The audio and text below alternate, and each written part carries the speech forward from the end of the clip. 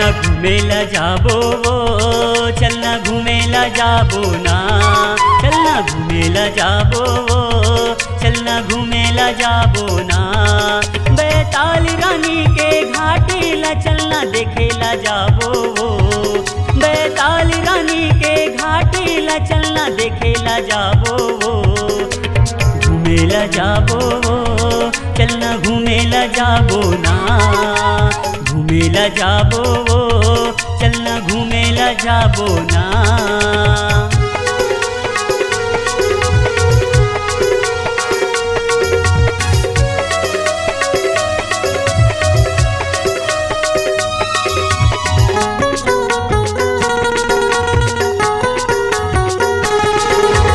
होके तैयार निकलबे तैहा कोनो बहाना करके, होके तैयार निकलबे तैहा कोनो बहाना करके। स्कूल कॉलेज जाएला जैसे कापी किताब धर के।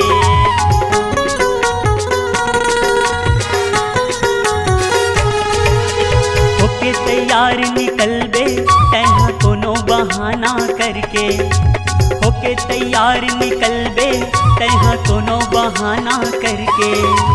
स्कूल कॉलेज जाएला जैसे कापी किताब धर के।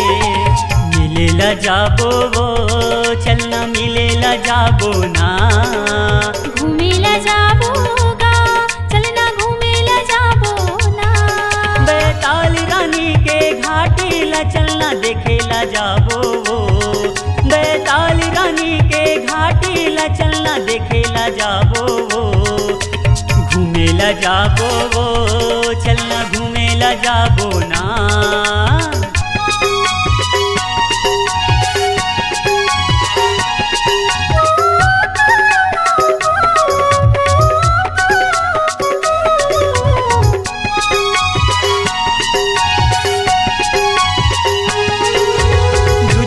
हले देखेला आथे घाटी के नजारा। प्रेम प्रसाद पाके माया के बाँट ले वो दोनों चारा।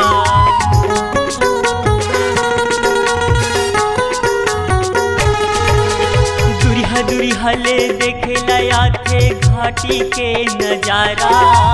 प्रेम प्रसाद पाके माया के बाँट ले वो दोनों चारा।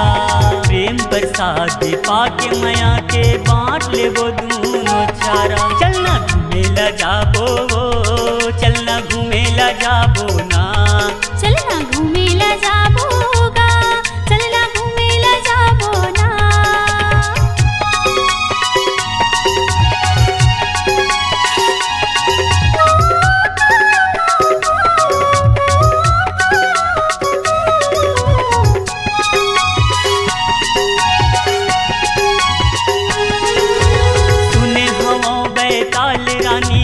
अड़बड़ प्रेम कहानी ला। अपन हाथ में काट दे राजा सौहत अपन रानी ला।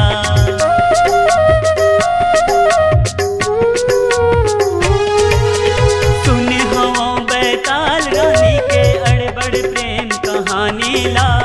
अपन हाथ में काट दे राजा सौहत अपन रानी ला।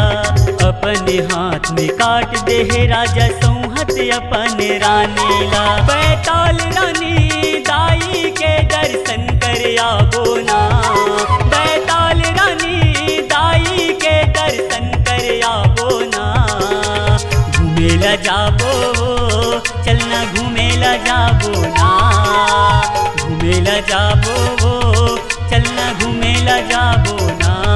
चलना देखेला जाबो ना, चलना मिलेला जाबो ना, चलना घूमेला जाबो ना। दिया के अंजोर छत्तीसगढ़ी लोक कला मंच नाचा पार्टी दिया के अंजोर, ग्राम देवरच्चा, तहसील छुई खदान, जिला राजनांदगांव, छत्तीसगढ़ की प्रस्तुति दिया के अंजोर। कार्यक्रम तथा रिकॉर्डिंग हेतु संपर्क करें 9575112728 और 7879898868।